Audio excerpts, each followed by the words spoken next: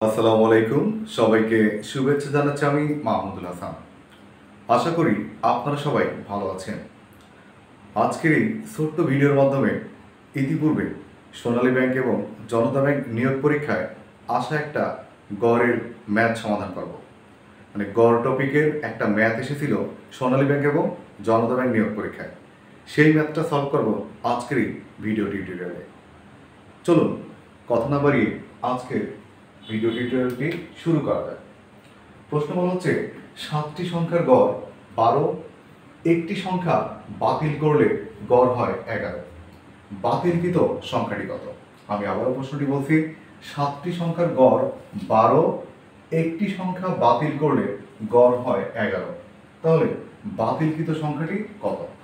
এই প্রশ্নটি এসেছিল সোনালী ব্যাংক এবং জনতা ব্যাংক নিয়োগ পরীক্ষায় 2008 সালে। আসুন আমরা সমাধান করি সূত্রবিহীন ম্যাথ। খেয়াল করেন, বলা হচ্ছে 7টি সংখ্যার গড় হচ্ছে 12। তাহলে আমরা শুরুতে নির্ণয় করব 7টি সংখ্যার সমষ্টি কত। তাহলে গড়কে যখন সংখ্যা দিয়ে গুণ করব তখন আমরা সমষ্টি পাবো।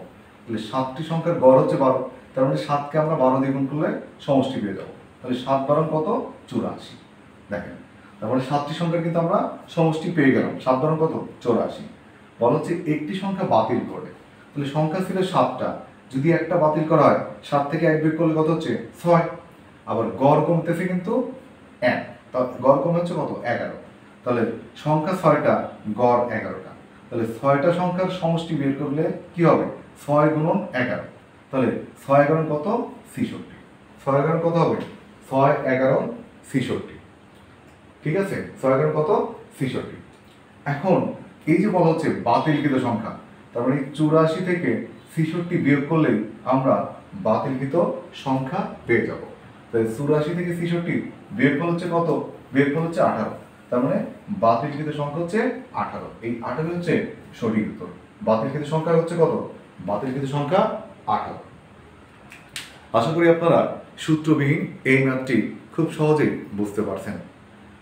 ভবিষ্যতে এরকম আরও সহজ পদ্ধতির ম্যাথের সমাধান পেতে জয়েন করুন জব অক্সিজেন ইউটিউব চ্যানেলে।